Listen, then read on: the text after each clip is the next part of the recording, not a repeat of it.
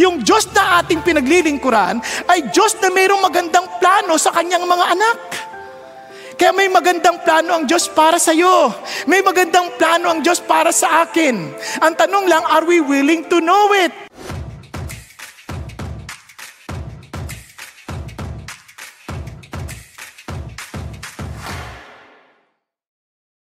Now, continuing our series, Work Matters. Talagang finding success and meaning in the routines of life. Alam niyo po ba, marami sa atin ngayon nagtatrabaho with all of our might, with all of our zeal, with all of our passion. Talagang todo naman tayo eh.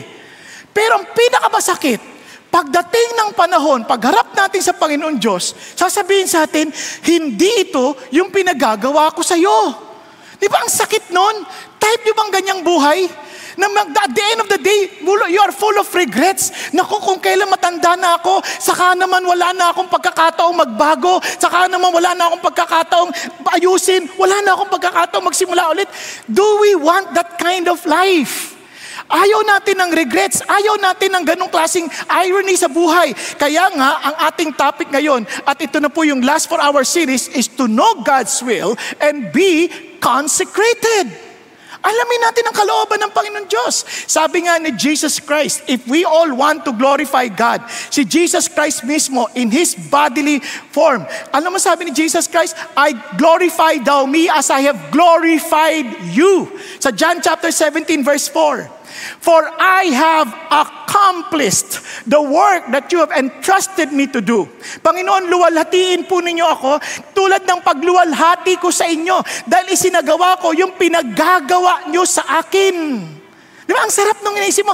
Parang every day of our lives, if God will take and bring us home, can we honestly, confidently say, Lord, thank you. I've done my job. Lord, thank you. I've done the work that you've entrusted me to do. Yung bang katulad ni Paul, sabihin natin, I fought the good fight of faith. Or pagdating natin, Lord, tapos na naman ang buong maghapon, ito na lang ba talaga ang buhay? Gusto natin ganong klaseng buhay? Obviously, ayaw natin yan. Si Jesus Christ did not live long. He lived only for 33 years and yet He was able to accomplish the work. It is finished. Ang sarap, no? Tapos ko, Panginoon Diyos. Tapos ko, aking Ama. And I pray that you and I will have the same kind of condition. Parang, Lord, every day of our life, pagkatapos ng araw ito, matutulog ka, Lord, thank you for you have allowed me to accomplish what I need to do for the day.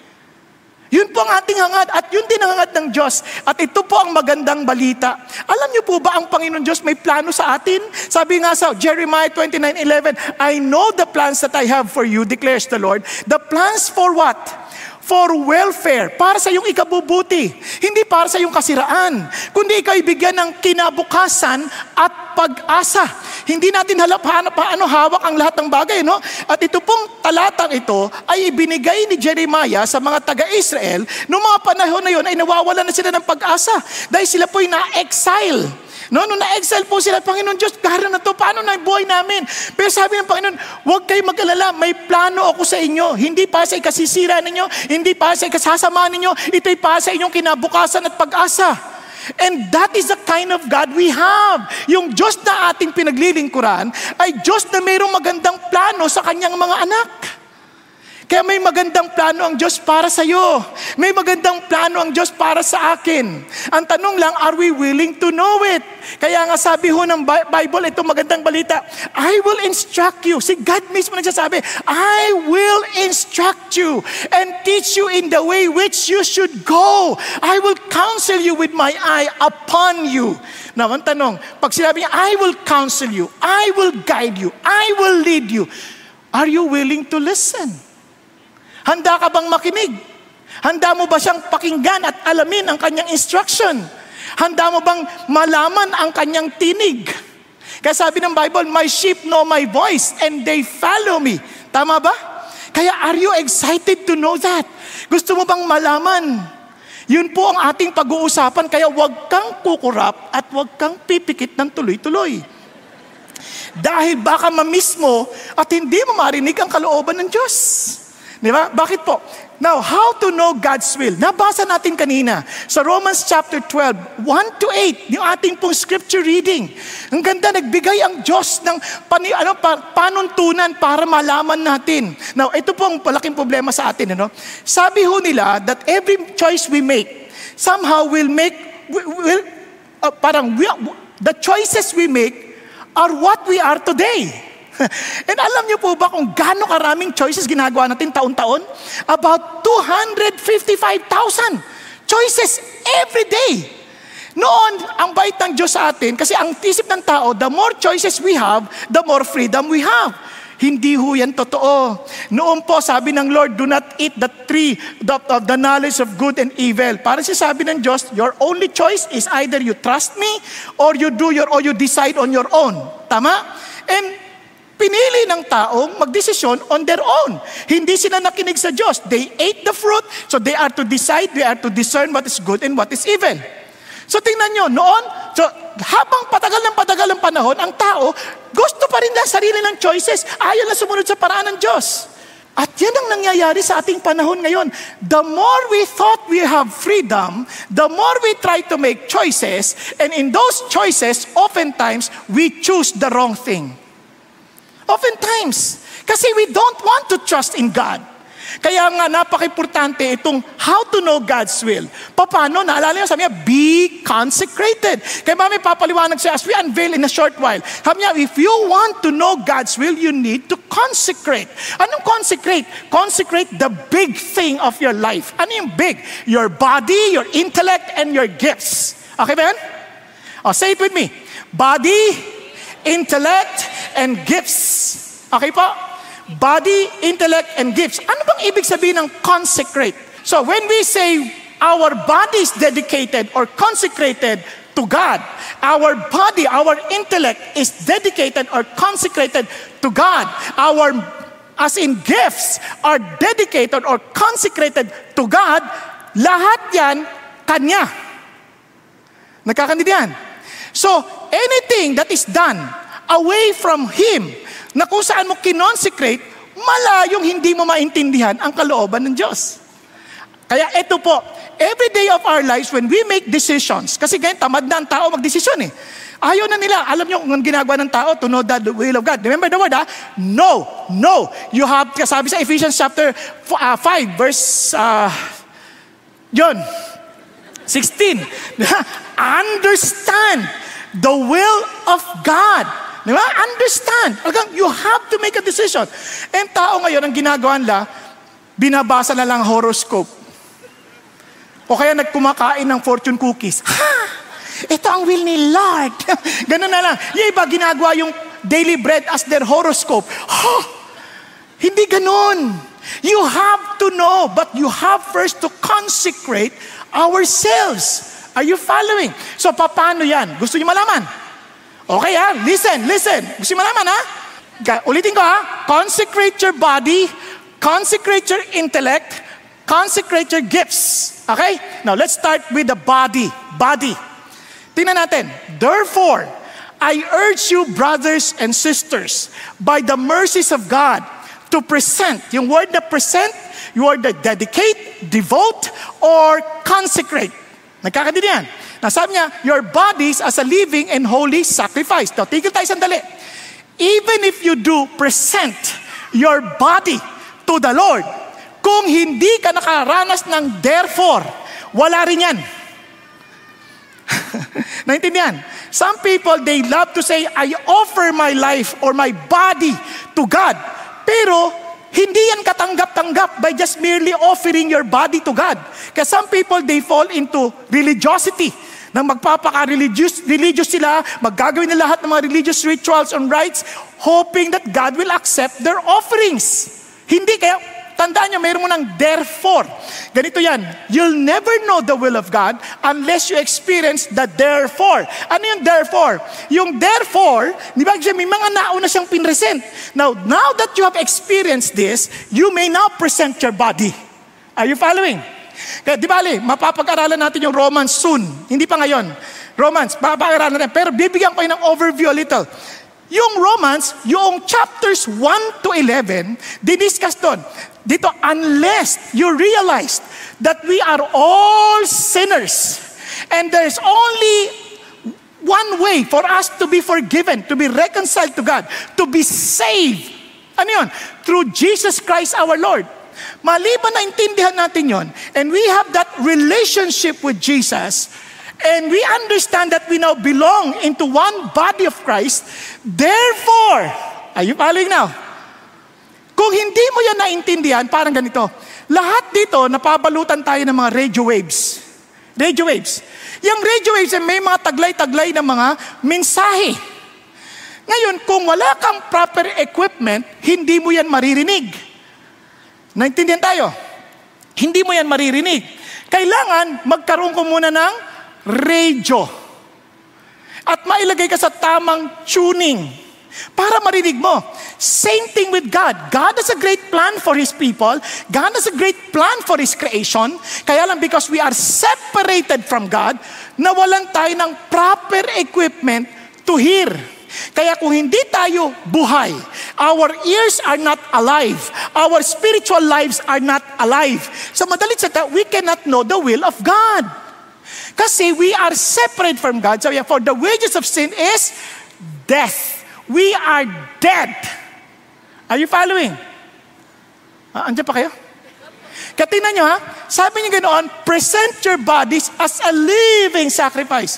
Kung patay pa tayo, spiritually, patay pa tayo as a person, anong i-offer mong living sacrifice?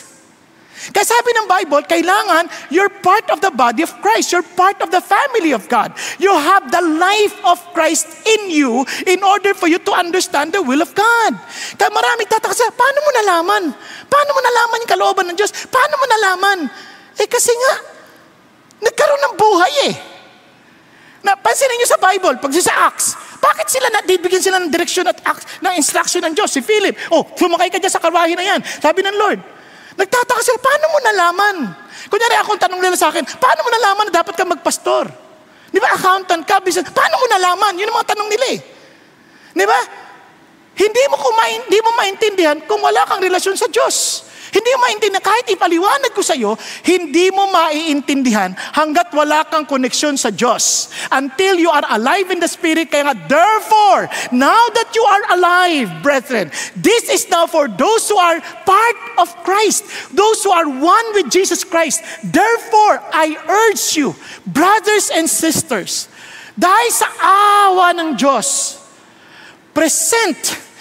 mula ngayon, your body should be given to God, to Jesus alone, as living. Pag sinabi mo living, it's a lively. Hindi yan yung parang patay nga, in-offer mo, sige na, ka nang bahala.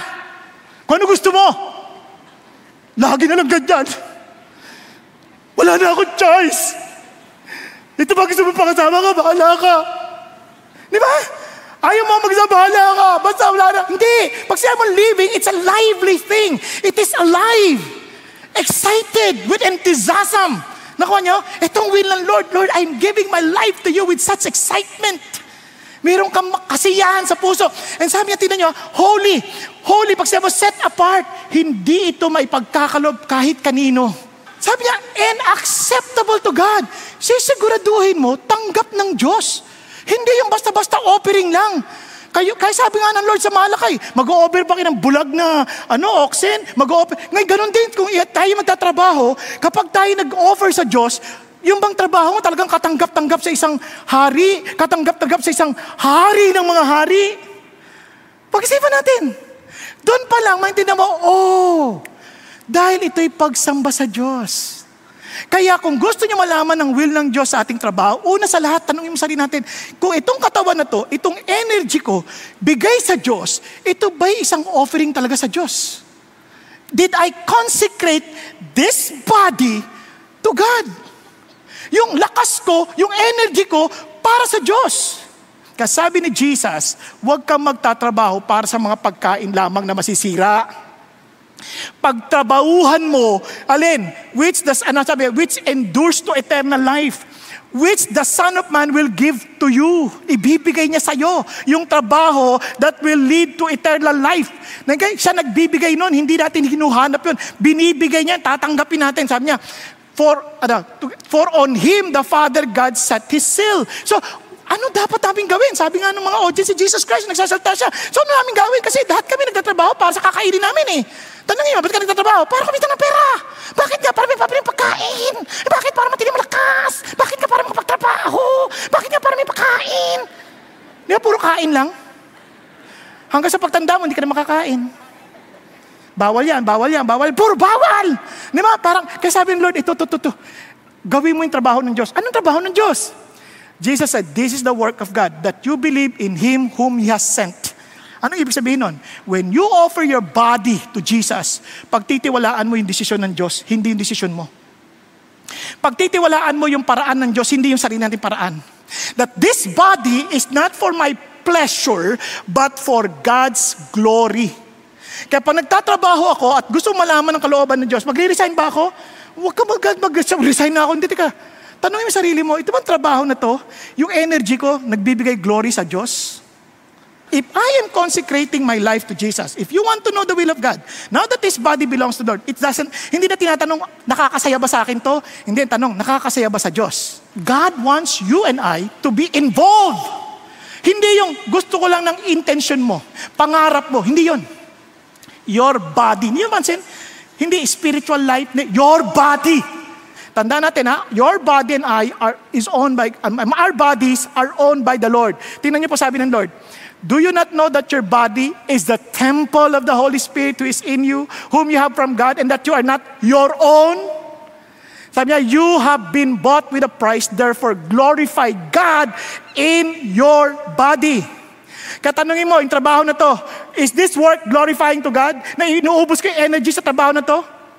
Di ba? Ito bang work na to will make orders out of chaos? Kasi yun ang design ng Diyos sa atin eh. We are created in the image of God. So, we create order. Or we create parang from chaos to ayos. Nagkakaintindihan? Yan ang gusto ng Diyos. Kaya kung itong trabaho na to hindi nakakaayos sa buhay ng ibang tao, wag mong ubusin energy mo dyan. Tama?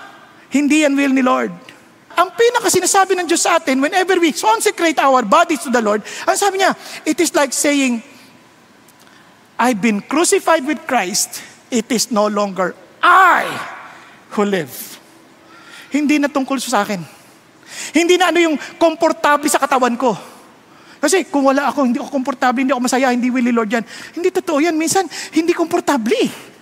But the moment you sense that this is the calling of God, relax ka lang. Because this body belongs to Him. Naintindihan po? Andiyan pa kayo? Pakisabi sa katabi, huy, magising ka na. Kasi yung body mo, yung energy mo, bigay mo kay God. Di ba? You relax, you bring yourself, you honor God. You want to know the will of God? Consecrate your body. Remind yourself, itong katawan na to hindi akin. And in my bodily form, I commit my life to do your will, O God. You walk with God. You talk with God moment by moment in our bodily form. Bakit? Because our body communicates with God. Number 2, consecrate our intellect. Intellect. Sabi nga, intellect. Now, tingnan niyo po. Do not be conformed to this world. Sabi niya, and do not be conformed to this world. Kasi lahat tayo are already conforming into this world. Whether we like it or not, parang sanay na tayo nagko-conform sa world. Kasi pinalaki na tayo sa ganito eh. We are exposed to this kind of world. Kaya we easily get parang pressured na makinig sa sinasabi ng mundo. Sabi niya, but be transformed. Ibig sabihin, dapat, ito yung maging resulta sa iyo. Para ma-transform ka, hindi ito parang gagawin mo, ito yung epekto ng alin, ng gagawin mo, by the renewing of your mind. As you renew your mind, you will be transformed. Nasusundan po. Ulitin ko yung transformation, resulta yon ng ating renewal of mind. Yung pagbabago ng isip. Hindi siya parang magbabago na ako, decision ko, magbabago ako. Hindi yun mangyayari until you renew your mind. Kasi our mind will dictate our action. Nandiyan pa kayo? Tapos yung action natin will become a habit. And the habit will become our character. And our character will become our destiny. Kaya dapat ingatan natin yung iniisip natin. So we need to renew our mind. So anong ibig sabihin nun? Ganito yan, para tayo maintindihan. If we have consecrated our body to the Lord, and we have consecrated our mind to the Lord, ano sinasabi natin?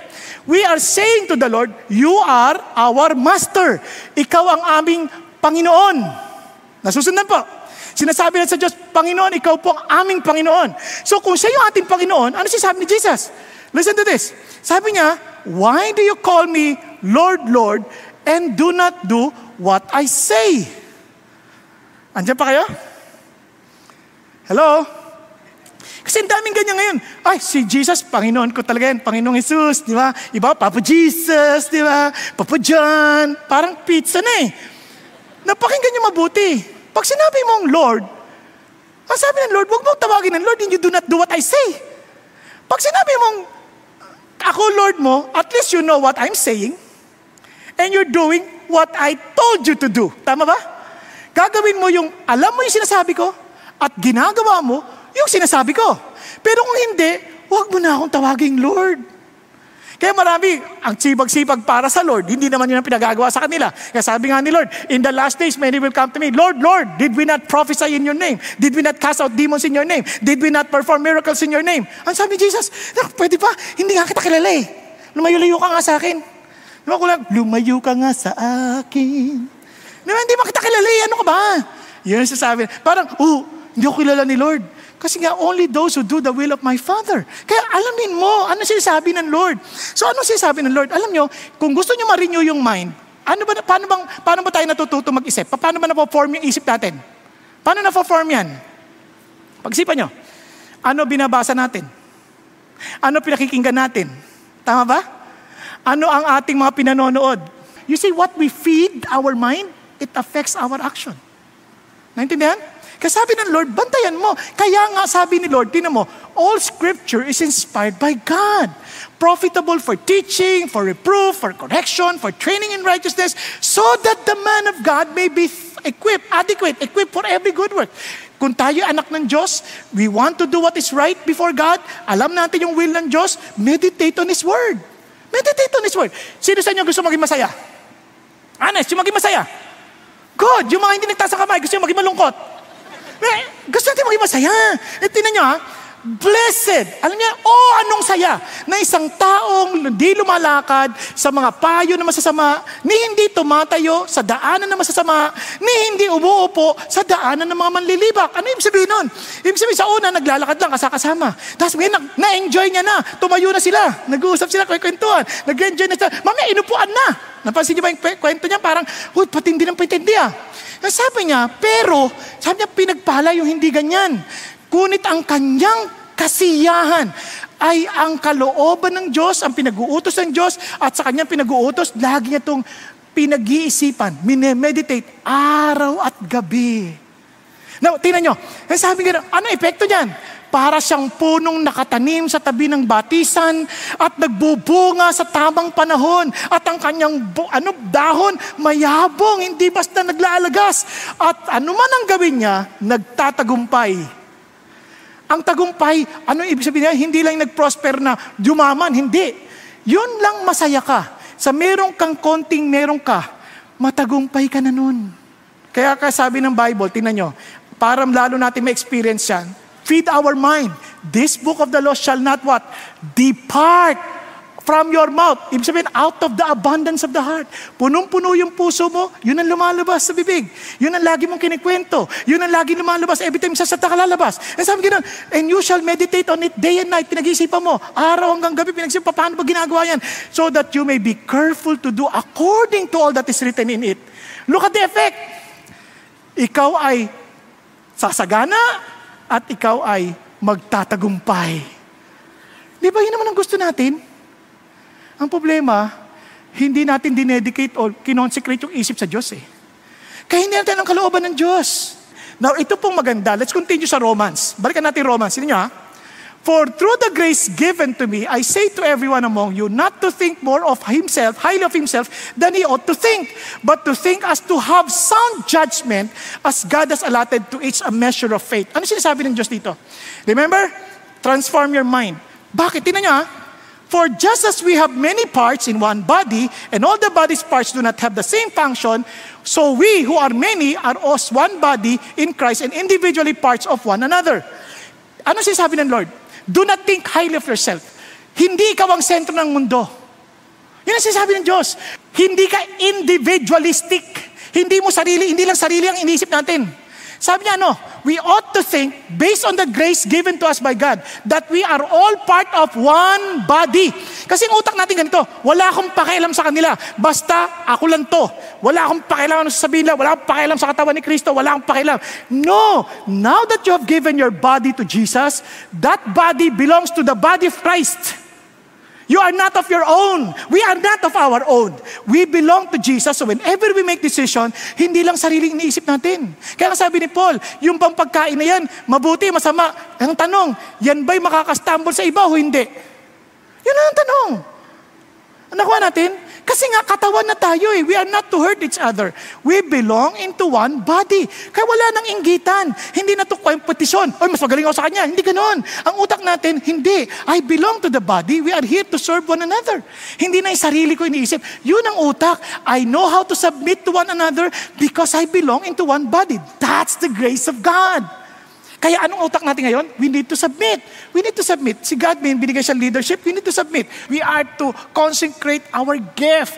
Now, tandaan natin ha, tingnan nyo, for we are many, are one body in Christ. The moment we belong to Jesus, lahat tayo part na ng body ni Christ. And individually parts of one another. So, sabihin mo sa katabi mo, magkaisa na tayo ha? Magkaisa na tayo. Tingnan mo yung katabi mo, kaya huwag ka matulog basta-basta. Tulog mo, tulog ko din. Kasi magkaisan tayo eh.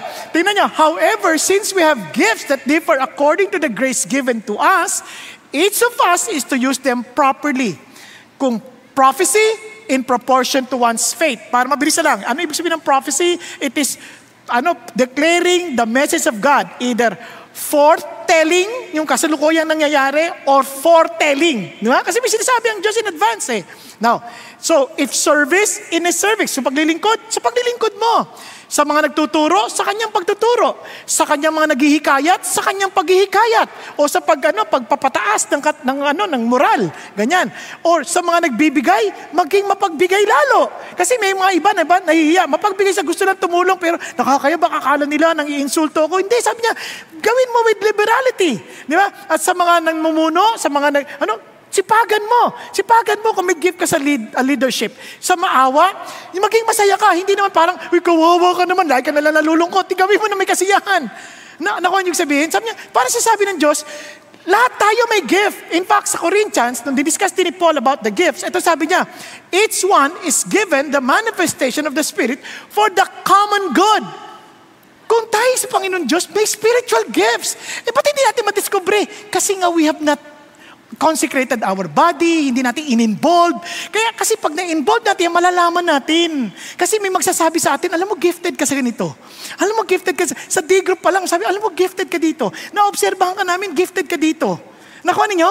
Ito ba? Kaya sabi niya, for the common good, lahat yan meron.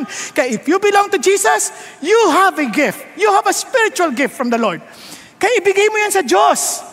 Now, but one of the same Spirit works all these things, distributing to each one individually, just as He wills. Bigay ni God dyan. Ibigay ni God dyan. Iba yan sa talent. Yung talent, yung talagang natural born, given talent sa iyan. Ito spiritual gifts. Kunyari, pwede ka may talent na pagkanta, but you are not spiritually gifted to lead worship. Magkaiba yun. Nakuha niya yung sabihin, kaya kaalamin mo yun, saan ka nilalagay ng Diyos? Now look at this. And if one member suffers, all the members suffer with it. If one member is honored, all the members rejoice with it. Everybody's involved. Now you are Christ's body and individually members of it. Wala nang kompetisyon, wala nang inggitan. If we are not serving one another, baka hindi mo pa kinonsecrate yung katawan mo kay Lord, hindi mo pa kinonsecrate yung gift mo kay God. Kaya I challenge you, huwag tayong parang, minsan, attend lang tayong Bible study, attend lang tayong service, expecting a blessing from the Lord. No! Be a blessing to others. Consecrate your gift to God. Importante yan, pagdating sa ating trabaho, understand that we have a gift from the Lord. Now, pag-isipan nyo mabuti. Nakita nyo ba ito? Ano? Laban, bawi. Kasi, di ba, ibibigay mo sa Diyos eh. Pag binigay sa'yo ng Diyos, para makita mo umaangat ka sa buhay, nag-grow ka, then understand your stair of call. Ano stair of call? O, ano? Laban? Bawi. Yan, spiritual gifts. Understand your spiritual gifts. Alamin mo, ano bang gift ko sa Diyos na spiritual? For example, hindi ko alam na gifted ako sa preaching. Hindi ko alam yun. Kasi hindi na, mahihain ako. Ayoko mag-preach. Kung personalidad lang, naku po, gusto ko mag-isa. Ayoko may kausap na tao. Mas gusto ko nasa kwarto lang ako. Mag-isa. Pero, dito ako nilagay, kaya alam kong gift ng Diyos eh. Kahit minsan sama ng pakiramdam ko, pag ginawa ko na, lumalakas ako. Kasi galing sa Diyos yun eh. Naku po. Sunod, dito pa. Diba? Ano ang letter? Your talents. Gamitin mo yung mga talents mo sa Diyos. Diba? Anong talent mo? Now, hindi lang yon. Aside from your talent, understand your aspiration. Kasi bawat isa sa atin, meron tayong burden eh. May passion tayo. Kunyari, gift natin, passionate tayo sa mga mahihirap. Then use our gift for the mahihirap. Use our talent sa mga mahihirap. Nakuha natin? Ngayon, huwag mong husgahan yung iba na walang passion doon. May mga tao na iba ang passion nila. Diba? Pero hanapin natin, basta anything that will bless people. Now ano pa? Siyempre, meron kang influence. Yung influence, hindi sinasadya yan eh. All of us, we have influence, whether we like it or not. Our sphere of influence. Sa kapitbahay, ikaw lang may influence dyan. Sa trabaho mo, ikaw lang may influence dyan. Sa mga classmates mo, always align it to the very mission of God. To go and make disciples of all nations. And finally, ano sasabi ng Diyos sa atin? Understand our realities. Diba? Our realities. Kasi may mga realities sa atin na hindi natin pwedeng baguhin. Anong realities na yan? Experience. Your experiences is very unique for you. Hindi lang pati yung personalidad mo, unique for you. Those are your realities. Gamitin mo yung for the Lord. Kaya nga sabi ng Lord, tinan mo ha, napaka-importante sabi ng Lord dito, na paalala niya. Sabi niya, were you called while a slave? Yan ang reality mo eh. Do not worry about it. Gamitin mo yung reality na magkinagisnan mo. But if you are able also to become free, rather do that. Kung ano man yung kinagisnan mo, do that. Use it for God's glory. That's your reality. Ang mahalaga, we offer everything to God. Nagkakaintindihan tayo. So ngayon po, sa pagkakataon to, tayo pong lahat ay yumuko sandali.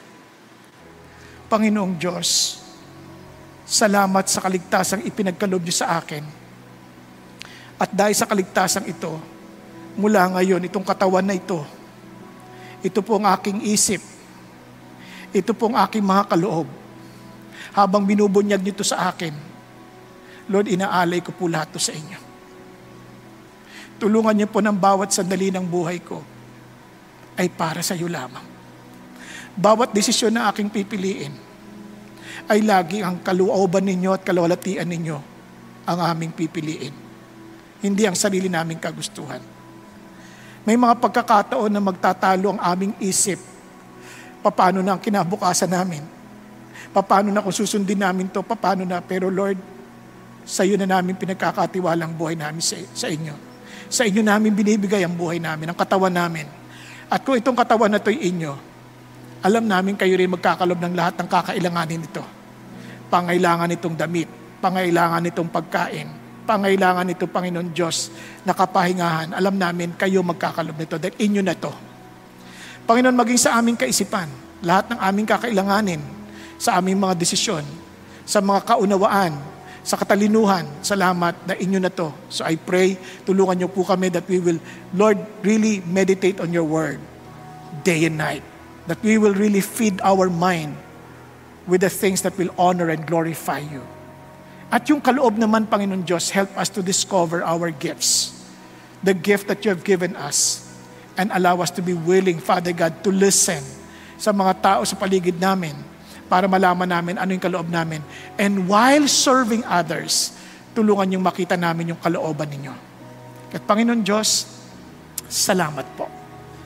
Na tinatanggap nyo ang alay na ito, hindi dahil kami mababait. Hindi dahil hinanda namin ito pa sa inyo. kundi una sa lahat, ibinigay ninyo si Jesus Christ sa amin. At dahil sa kaligtasang aming naranasan, itong buhay na ito ay maging katanggap-tanggap na sa iyo. At Panginoon Diyos, we thank you that we're offering this, Father God, para matuwa kayo sa amin, kundi dahil natutuwa na kayo sa amin, dahil kay Jesus. Kaya naman, Panginoon Diyos, sa bawat oras, sa bawat sandali, gusto lang namin gugulin ito para sa inyo. And allow us, Father God, to always walk with you, seeking your will, seeking your desires, seeking your direction. Panginoon, na makita namin ang kadakilaan ninyo sa bawat hakbangin ng aming buhay. Salamat po, Panginoon Diyos. Salamat po. At Panginoon, sa bawat isa naman sa aming nararito, dalangin ko po aming Ama, na kami dito hindi lamang po para magkaroon ng ritual na ginagawa sa tuwing linggo na magsasamba, kundi dalangin ko, Panginoon Diyos, na patuloy niyo pong kaugnayin ng bawat isa. Dahil alam namin walang aksidente sa inyo. So I pray, Father God, na anumang binhi ng tinanim ninyo ay magbunga sa tamang panahon. At tunay ito, Panginoon Diyos, ay makaranas ng totoong buhay na masagana na galing sa inyo. Salamat po aming Ama sa iyong pagmamahal at kabutihan. Sa iyo po namin ibinibigay lahat ng papuri at pagsamba sa ngalan ni Kristo Jesus, at ang pagpapala ninyo sa bawat pamilyang aming nire-represent ay inyo pong igawad. Salamat po. Sa lahat po, Panginoon Diyos, sa iyo lamang ang papuri. Amen. Amen. At amen. God bless.